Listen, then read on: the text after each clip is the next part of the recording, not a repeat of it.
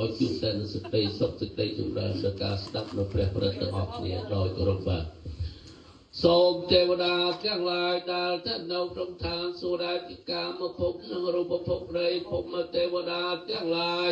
ដែលស្ថិតនៅក្នុងទឹកវិមានគឺលើកំពូលភ្នំឬភ្នំដែលដាច់ក្តីឯដល់អាកាសក្តីនៅនាកោះនិងដែននិងស្រុកលេនៅនាដើមព្រឹក្សាព្រៃញាតត្បាតឬទីស្រែចម្ការក្តីយៈនិងទន្ទប់និងអ្នកទាំងឡាយដែលស្ថិតនៅទីទឹកទីគោកទីមរៀបស្មើដែលនៅក្នុងចិត្តទីនេះក្តីសូមអញ្ជើញមកប្រជុំគ្នាក្នុងទីនេះពាក្យឯណាដែលជាពាក្យព្រះសក្យមុនីដែលប្រសង់នឹងសូត្រឥឡូវនេះដូចនេះសូមឲ្យម្ចាស់ដើមទានប្រធានដើមបុណ្យលោកយាយលោកតាទាំងអស់ស្ដាប់នៅព្រះបរិត្តដោយគោរពឧកាសវិបត្តិបរិវិហាយៈសព្វសម្បរសតិយាសព្វទុក្ខសព្វបយៈសព្វរោគវិនិច្ឆាយៈបរតាំងព្រោះធម្មង្គលាំងសូមប្រករុណាទាំងឡាយចម្រើននៅព្រះបរិត្តជាជ័យមង្គលដើម្បីនឹងការពារបញ្ជានៅវិបត្តិគឺសេចក្តីអន្តរាយទាំងពួងដើម្បីនឹងឲ្យបានសម្រេចនៅសម្បត្តិគ្រប់យ៉ាងដើម្បីនឹងញ៉ាំងទុកញ៉ាំងសោកញ៉ាំងរោគទាំងអស់នេះឲ្យវិនិច្ឆ័យបាត់ទៅអងនឹងហើយដូច្នេះសូមជម្រាបម្ដងទៀតសំខាន់ណាស់ព្រះធម៌ដូច្នេះសូមគ្រប់ជើងលោកយាយលោកតាស្ដាប់ហើយយកចិត្តទុកដាក់ដើម្បីពិចារណាទាំងអស់គ្នាមានអត្តន័យយ៉ាងណាបុគ្គលទូនាទីនេះដើម្បីរតនាប្រសងសម្ដែងបន្តទេសនាដោយនាងចេតនាដូចតទៅ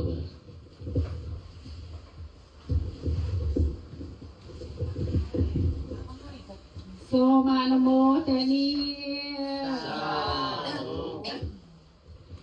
ខ្ញុំថាកុំបត់ដល់ពេលហើ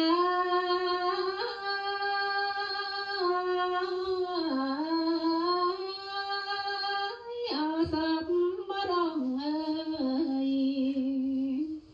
ស្ដាប់ព្រះធម៌ជីវិតមានន័យត្រូវសាងល្អព្រះធម៌បវរគួរត្រង់ត្រឹមពេលនេះជាពេលសំគួរណាស់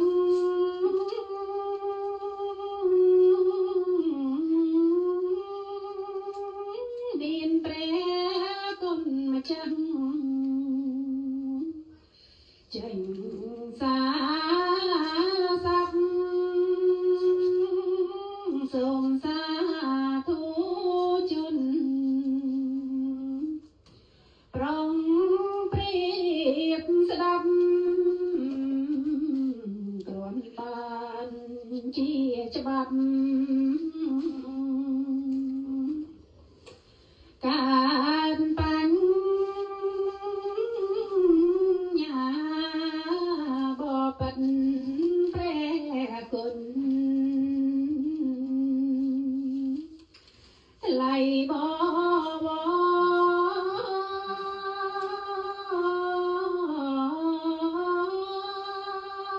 សូមប្រទានធម៌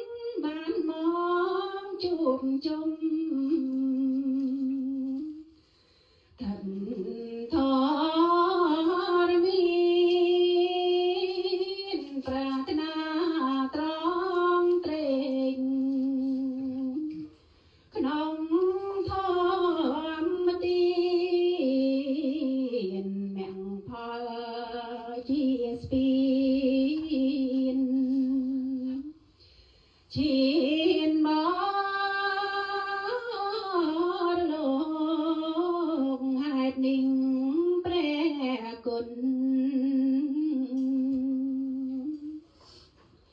អង្គប្រាជ្ញល្បី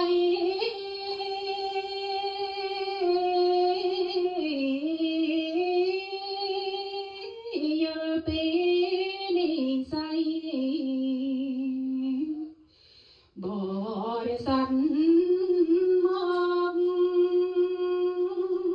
ប្រាថ្នាស្ដាប់ធម៌កំររ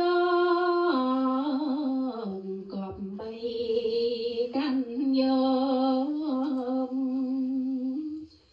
តាមកាលហសូមអនុមោទនាសូមអនុមោទនាត្រង់ការស្ដាប់នៅពធទេសនាគ្រប់គ្នាសូមអនុមោទនា